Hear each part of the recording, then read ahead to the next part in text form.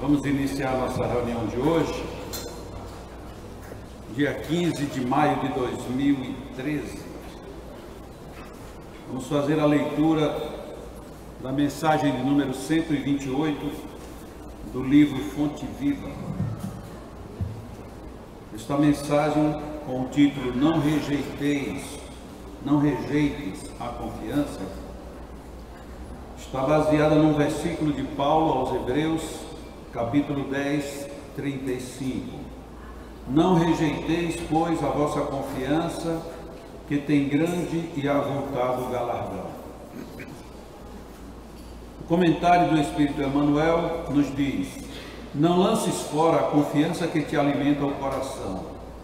Muitas vezes, o progresso aparente dos ímpios desencoraja o fervor das almas tíbias. A virtude vacilante recua ante o vício que parece vitorioso. Confrange-se o crente frágil perante o malfeitor que se destaca aureolado de louros. Todavia, se aceitamos Jesus por nosso divino mestre, é preciso receber o mundo por nosso educandário. E a escola nos revela que a romagem carnal é simples estágio do espírito no campo imenso da vida. Todos os séculos tiveram soberanos dominadores. Muitos se erigiram em pedestais de ouro e poder, ao preço do sangue e das lágrimas dos seus contemporâneos. Muitos ganharam batalhas de ódio, outros monopolizaram o pão, alguns comandaram a vida política, outros adquiriram o temor popular.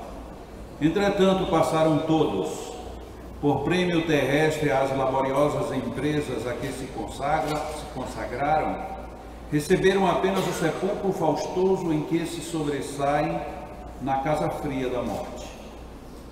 Não rejeites a fé, porque a passagem educativa pela terra te imponha à visão aflitivos quadros no jogo das convenções humanas. Lembra-te da imortalidade, nossa divina herança. Por onde fores, conduze tua alma como fonte preciosa de compreensão e serviço. Onde estiveres, seja generoso, otimista e diligente no bem. A carne é apenas tua veste. Luta e aprimora-te, trabalha e realiza com o Cristo, e aguarda confiante o futuro, na certeza de que a vida de hoje te espera, sempre justiceira amanhã.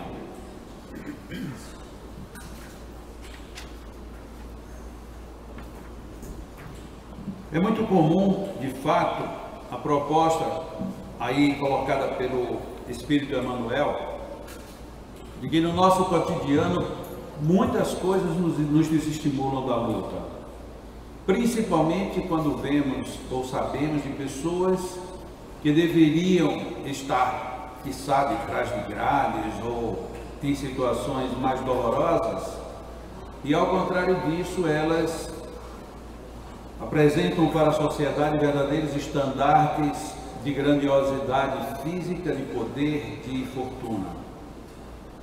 Muitas vezes também ficamos um tanto quanto decepcionados quando, apesar de todo o nosso esforço na escola, no colégio, no trabalho, encontrarmos outros que nem se dedicam tanto e nem têm tanta capacidade a alcançarem os melhores lugares, os melhores destaques, e parece que todo o nosso esforço está sendo em vão.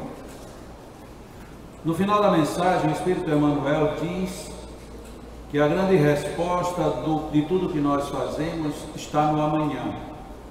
É óbvio que ele está falando aqui no sentido bem genérico, mas o amanhã não quer dizer necessariamente na outra vida, porque à medida em que nós começamos a estar bem onde estamos e como estamos, todas as vitórias, todos os louros já começam a nos absorver a partir de então. Como assim? Alguém pode perguntar. É muito simples. Nós podemos ter essa percepção a partir de passos bem pequenos da nossa vida. Por algum motivo, por exemplo, num dado momento nós nos aborrecemos com uma pessoa e ficamos tristes, às vezes até aborrecidos mesmo, com raiva. e começamos a elaborar na mente vários raciocínios que só nos levarão a despertar para tudo que foi negativo que tínhamos visto, percebido, mas que não tínhamos ainda destacado no nosso mundo íntimo. Como normalmente acontece, alguém me faz uma raiva, a partir dali eu descubro tudo que não presta. E ficamos quantas e quantas vezes e por quanto e quanto tempo remoendo aquela situação, sem parecer que voltaríamos jamais à situação oposta, ou seja, à situação de amizade anterior. Mas por algum desses motivos, aquela pessoa nos procura, nos pede desculpas, se penitencia perante a nossa superioridade aparente, e de repente a gente tira de vez todas aquelas imagens negativas. Tanto que é muito comum quando alguém diz, olha, me desculpa porque eu fiz isso com você, e o outro diz assim, não, me desculpe você, porque eu não deveria ter dado asas para que você fizesse isso.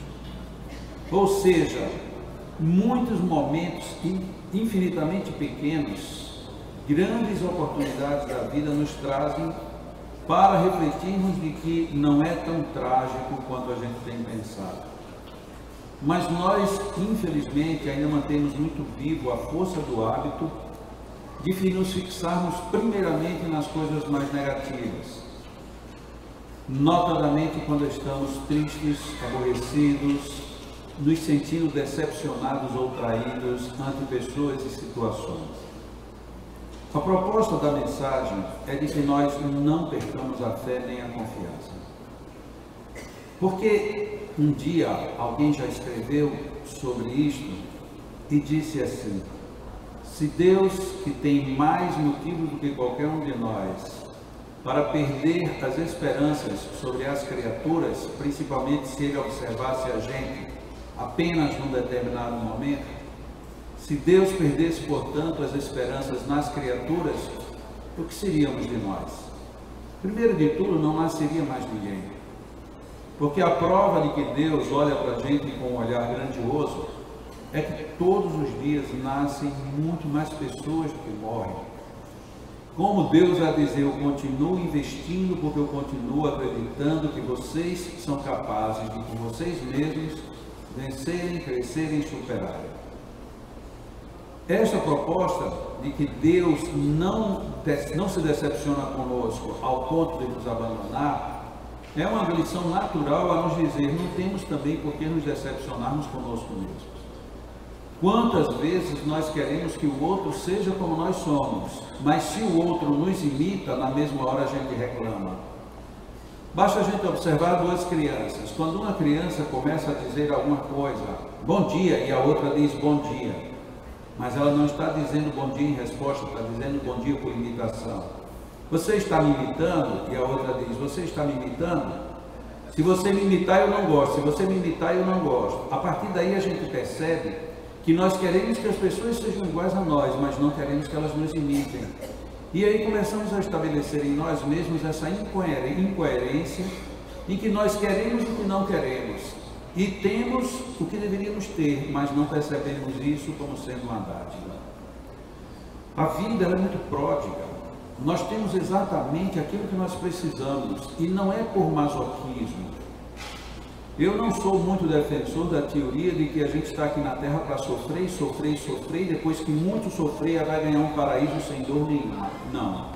Eu acredito que nós estamos aqui para aprender, para experimentar, para sermos testados, e sobretudo para vencermos. Porque se nós estivéssemos vindo para cá apenas para sofrer, para que vir? Um aluno, quando ele vai para a escola, ele também acha que aquilo é um sofrimento. A não ser quando chega a hora do recreio, porque aí ele vai para a brincadeira. Quando termina a hora do intervalo, ele volta a ficar triste outra vez. Se por conta disso os pais tirassem as crianças das escolas, a nossa educação informal, ela estaria totalmente destruída já da face da terra. Apesar disso, os pais e os professores continuam insistindo em nos dar aulas. Quando a gente vê aqui no Brasil a discussão sobre salários de professores, a gente entende muito bem isso. Se fosse por salário, se fosse até por categorização, acho que no Brasil já nem teria mais professores hoje. Entretanto, eles existem e muitos deles são maravilhosamente bons, apesar de ganharem infinitamente ruim, péssimo. Mas por que isso? Seguramente porque eles acreditam que a educação é a solução para a humanidade. Por que Deus faz com que nós continuemos nascendo, a sociedade continue crescendo, as pessoas se multiplicando? Porque Ele acredita. Por que nós um dia pensamos também em nos apaixonarmos, em nos casarmos, em termos filhos? Pelo exato motivo que estamos discutindo. Intrinsecamente nós temos uma confiança. Intimamente nós sabemos que precisamos acreditar na vida. Então por que duvidar tanto como nós duvidamos? É muito semelhante a uma pessoa que, precisando fazer um regime, ela vive contrariando o regime escondido, pensando que dessa forma esconderá a sua própria necessidade. É como alguém que não quer enfrentar os seus dragões e, apesar disso, vive fomentando-os. Conheço uma jovem que ela tem pavor de monstros, mas que não resiste ligar uma televisão para assistir filmes monstruosos. Ele diz: eu sei que eu não posso assistir, porque cada vez que eu assisto eu não durmo bem. Ah, mas eu não resisto, eu prefiro assistir e depois fico sem dormir direito. E aí depois no outro dia reclama que está cansado, está com sono, que teve pesadelo, que são os obsessores. Você não acha, Jacó, que são os obsessores? Eu digo: não, não são. Ah, já sei, você vai dizer que eu estou me auto-obsidiando. Eu digo: eu também não. Então você acha que é o quê? É o desrespeito que você tem a você mesmo. Óbvio que essa pessoa deixa de me perguntar um bocado de coisas, porque quando a gente dá esse tipo de resposta, a gente é desagradável. Mas as pessoas querem que seja um obsessor, porque o obsessor tira a minha responsabilidade. A culpa é de um espírito imperfeito que está me atanazando o juízo, quando na realidade, na maioria das vezes, somos nós mesmos que não queremos assumir as nossas dificuldades. Porque dificuldade todo mundo tem. Quando nós observamos as pessoas muito ricas, muito poderosas, e se pensarmos se elas não têm problemas e dificuldades, mero engano. Os problemas delas, as dificuldades, são diferentes das nossas. Isso é verdade, mas as têm do mesmo jeito. Pessoas que moram nos países nórdicos têm os mesmos problemas das pessoas que moram na África setentrional, que são os mesmos problemas das pessoas que estão na América do Sul e que são os mesmos problemas das pessoas que estão na Ásia, na Oceania, onde quer que seja. Só vai mudar apenas um motivo, um mote, mas os problemas todos nós temos. Em todos os lugares do mundo nós vemos pessoas que enlouquecem de paixão e amor, e outras pessoas que enlouquecem porque não têm a correspondência da paixão e do amor. Os motivos são absolutamente os mesmos. Muita gente diz assim: mas eu não tenho nem para me alimentar. E o outro diz: o que eu tenho não me é suficiente. Mas você já tem tudo. Não, não tenho tudo, ainda quero outro pedaço. Os problemas são os mesmos. Ah, mas eu não consigo entender as coisas. Eu estudo, não aprendo nada. Enquanto que o outro não estuda nada e aprende tudo. Mas se ele vem num carro e o carro inicia, ele não sabe o que fazer, enquanto que o outro que não sabe nada vai consertar o carro do sábio. E assim sucessivamente. Todos nós temos problemas. Por outro lado, todos nós temos autoconfiança. Nós confiamos em nós mesmos, até que nós começamos a acreditar que não confiamos. É muito comum aqui no Leão e no meu ciclo de correspondências por e-mails, pessoas me escreverem dizendo: olha, eu não confio em mim. Eu acho que eu não tenho condições, eu não tenho capacidade. Ah, isso só se alguém vier resolver esse problema para mim. Infelizmente, não é verdade. Ou felizmente, porque todos nós temos poder, todos nós temos força, todo mundo, absolutamente todo mundo. Até pessoas que não acreditam em Deus têm, né, Valene? É verdade. Até pessoas que dizem que não acreditam em Deus têm um potencial enorme dentro de si. Por quê? Porque Deus acredita em nós. E na hora que Ele acredita em nós, nós temos todas as condições. Já que eu não acredito, eu deveria, pelo menos por bom senso, investir. Porque se eu observo alguém que tem sucesso porque tem confiança, tem autoconfiança, ou trata-se como deveria tratar tudo aquilo que é bom, é tão simples, é só fazer a mesma coisa. Olho para mim mesmo e dou a volta por cima. E a gente pode aprender isso tanto com os idosos, quanto com as crianças, com os jovens, como com os adultos. Todos nós temos lições para dar. Uma criança chega e começa a falar mal da outra. Olha, papai, essa criança daqui, ela fez isso e está errado, não está? Sim, mas você fez isso ontem. Pois é, pai, mas choveu tanto hoje, né? Ela muda de assunto porque ela não quer ficar presa na coisa ruim.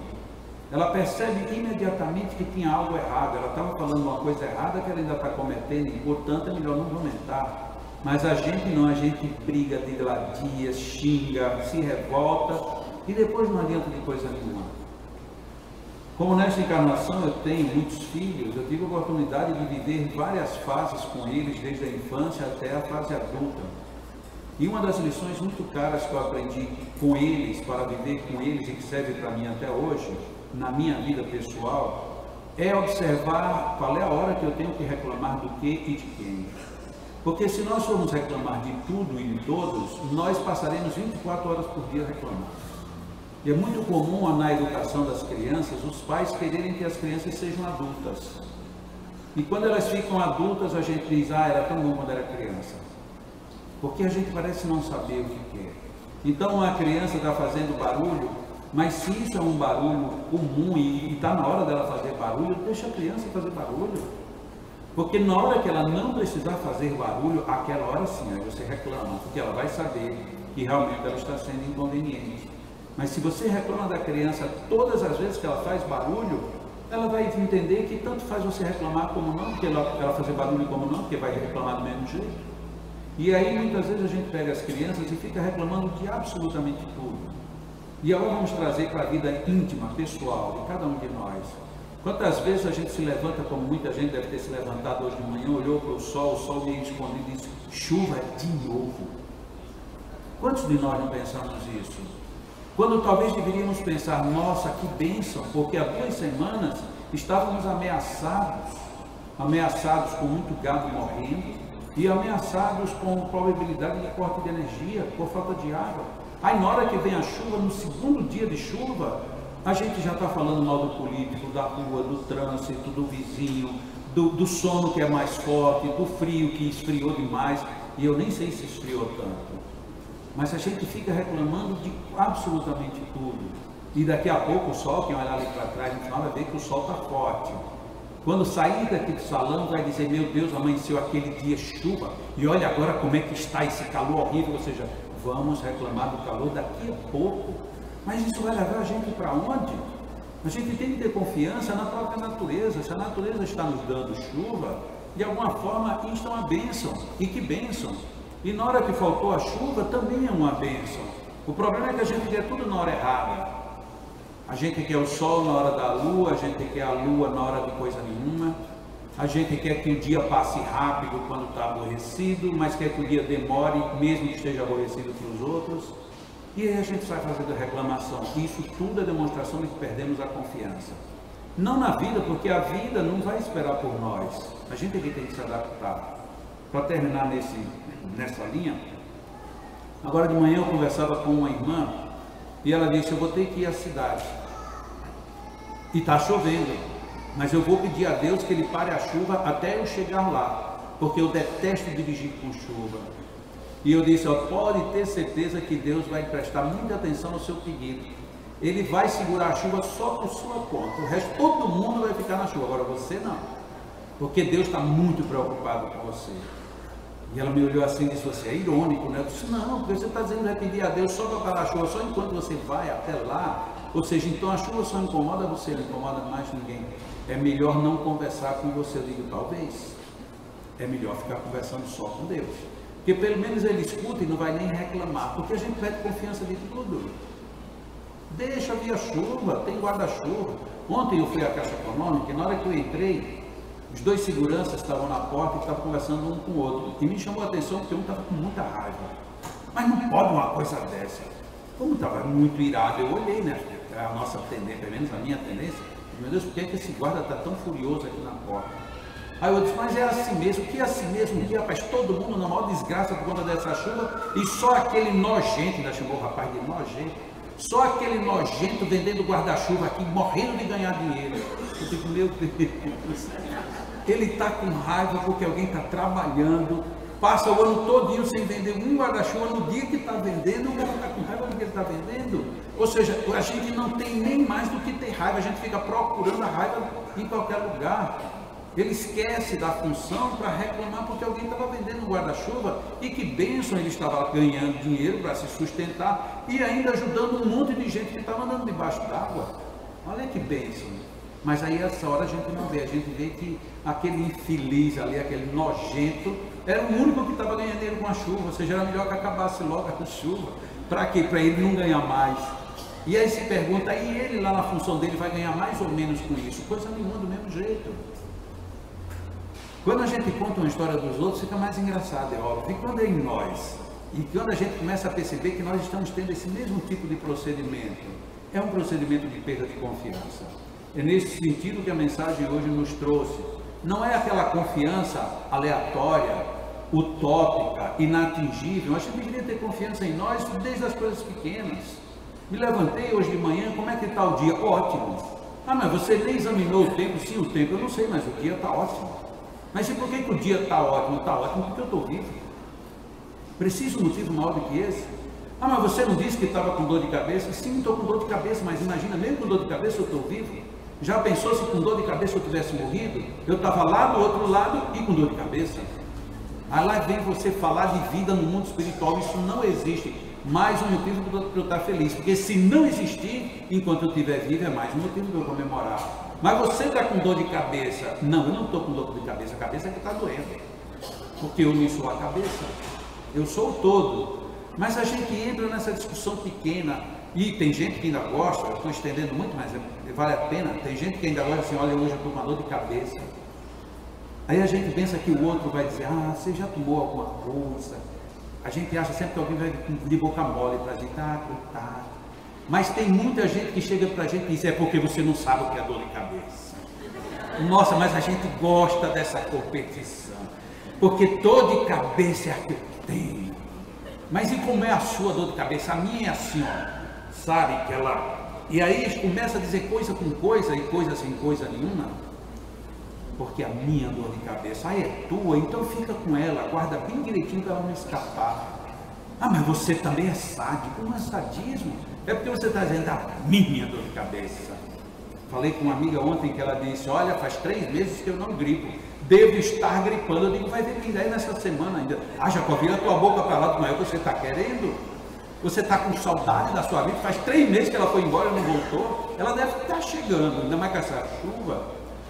Aí as pessoas dizem assim, Jacó, às vezes falar com você é chato. Eu digo, às vezes é, porque tem certas coisas que não dá para eu concordar. Realmente, faz 3 meses que você não tem gripe. Ai, coitado, 3 meses sem gripe. Não, Jacó, mas eu não quero gripe. Claro que quer. Então, por que a gente não tem mais confiança na vida? Eu estou há 3 meses sem gripar, vou bater meu recorde, vou fazer 4. E o seu recorde quanto é? Sai, o meu eu nem me lembro. Porque faz tempo que você tem gripe? Pois é, eu nem me lembro se eu já tive gripe. Você é um abençoado. Pois é, eu não fico chamando a minha gripe. Agora, se você está chamando a sua, boa sorte. Precisamos ter confiança na vida, em nós, no nosso corpo, na nossa cabeça, em tudo que nós temos. E inclusive nas nossas dores. Porque as nossas dores são recados. Não é ficar dizendo, ai que bom que hoje amanheci com dor de cabeça, que maravilha. Não, isso é doença também. O bom é quando a gente acorda com dor de cabeça, meu Deus, o que foi que eu fiz? Ah, foi porque eu fui dormir muito tarde e me acordei muito cedo. Mas você foi dormir muito tarde por quê? Sabe que eu não sei. Aí pisca os olhos assim, sabe? É porque ficou assistindo televisão até não sei que horas, ou navegando na internet não sei por onde, porque esses negócios já roubam o sono da gente. Não, eu fui dormir cedo, não dormi direito, por quê? Eu não me lembro, não lembro. O que foi que você comeu antes de dormir? Ah, eu nem tenho o hábito de comer nada à noite. Esses são os que mais comem à noite, não sei se vocês já notaram. As pessoas que dizem que não têm o hábito de comer à noite são os desastrados. Porque como não tem o hábito, aí come, não, hoje eu vou comer uma fatia de bolo, só uma bandinha de cuscuz, 2 tapiocas, com queijo, 3 ovos fritos. Mas isso é porque eu não ia comer não, mas a gente acha que está aqui, aí vai. Aí amanhã faz a mesma coisa. E aí vai dormir e diz que está... Eu não sei porque eu estou empachado. Aí você chega em São Paulo, você fala empachada, a pessoa não sabe nem o que é, pensa que é um pacote, e é um pacote, só que está dentro. Porque nós não confiamos em nós mesmos. Na hora que a gente confiar, pensar no que a gente quer, para onde a gente está se dirigindo, a gente vai entender inclusive uma coisa fantástica, que o Evangelho está em tudo isso. Porque quando Jesus nos asseverou, batei a vos-á, buscai e achareis, pedi e obtereis, muitas vezes a gente pensa que é apenas uma questão de pronunciar. Não, na hora que eu digo assim, eu queria emagrecer, você está pronunciando, mas eu não resisto a esse sorvete da Tropical. Depois eu vou cobrar o merchandising. Quer dizer que você quer emagrecer, mas o sorvete, então não passe na rua de sorvete. Pois é, mas aí eu digo para meu marido, eu estou tanta vontade. E aí tem maridos generosos que vão lá e trazem. Tem uma pessoa que eu conheço, meu Deus, hoje eu estou falador, que ela disse assim, eu sou casada com um homem divino, tudo que eu peço a ele, ele faz para mim. Nossa, que maravilha, ainda tem, né? Tem. E aí eu digo para ele, não me dê chocolate. E aí ele viajou, quando chegou ele não trouxe chocolate. Aí eu briguei com ele. Como é que você viajou e não trouxe chocolate para mim? Disse, não, mas você me pediu para eu não trazer chocolate. Mas você tem que descobrir quando é que uma mulher pede pedindo e pede não pedindo. Que está certo. É mais ou menos assim que funciona. Então eu quero emagrecer, não devo comer chocolate, mas se você me der, você vai me dar. Então funciona mais ou menos assim.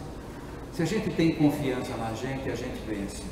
E a gente sem querer ou querendo, a gente está praticando o Evangelho. Porque o Evangelho não é um livro apenas filosófico, nem é um livro que está escrito há 2000 anos, mas ele está 24 horas dentro de nós, em absolutamente tudo.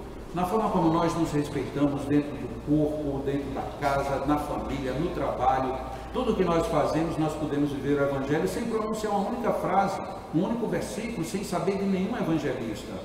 Basta que a gente tenha um comportamento de equilíbrio, de harmonia. Estar bem onde quer que a gente esteja e sem agredir quem quer que seja.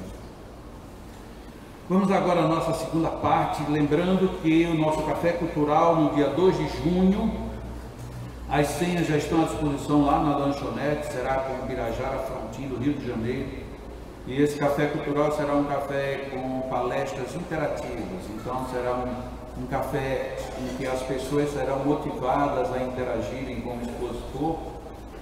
E é a primeira vez que o Birajara estará aqui em Natal.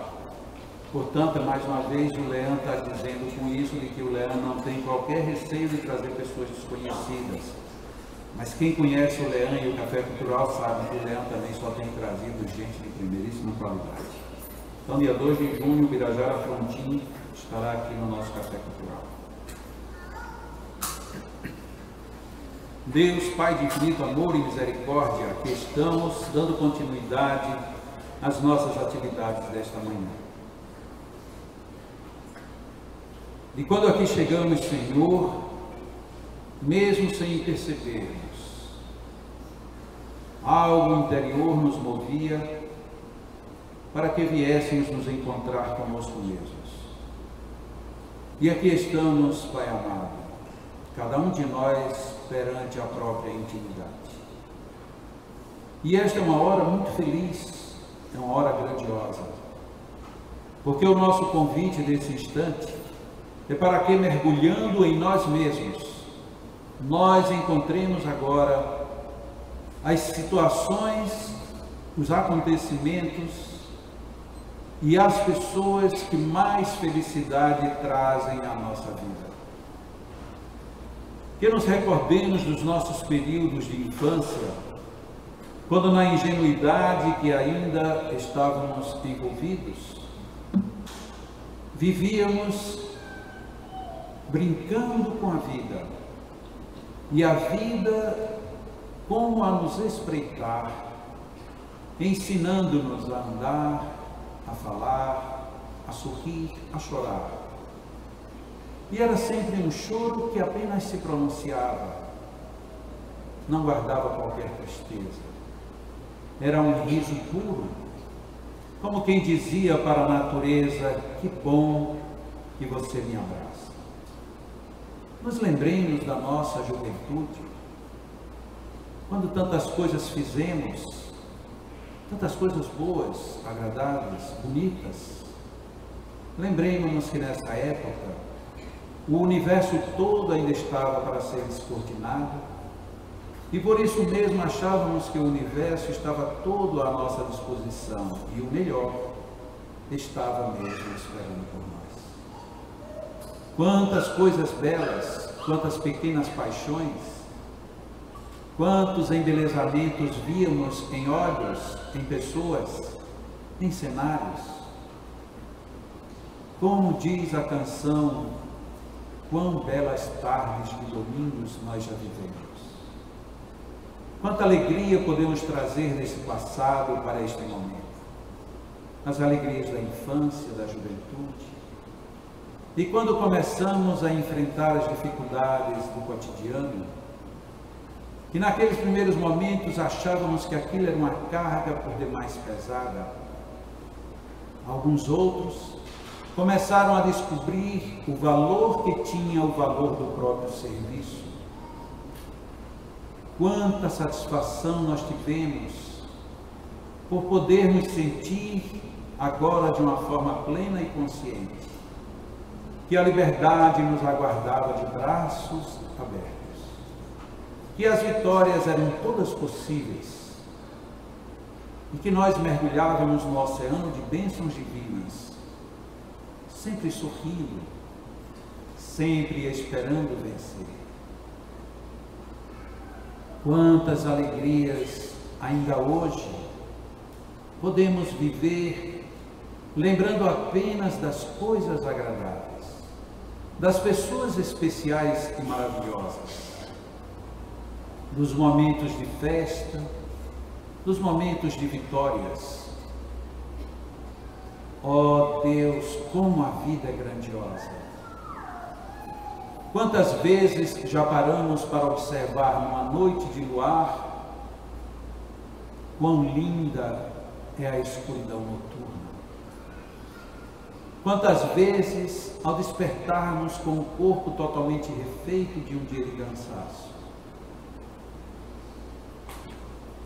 e vemos o sol entrando pelas frestas, a nos saudar com alegria, dizendo: bom dia, venha para mais um dia comigo. Quantas vezes, andando pelas ruas, nos deparamos com pessoas que não conhecíamos, mas que sorriram para nós. Outras vezes, algumas nos estendiam as mãos pedindo ajuda, e não sabemos por que impulso tiramos algo de nós mesmos e lhes demos com alegria. Quantas vezes já ouvimos: Deus te abençoe? Quantas vezes alguém já nos direcionou a palavra dizendo: vai em nome de Deus?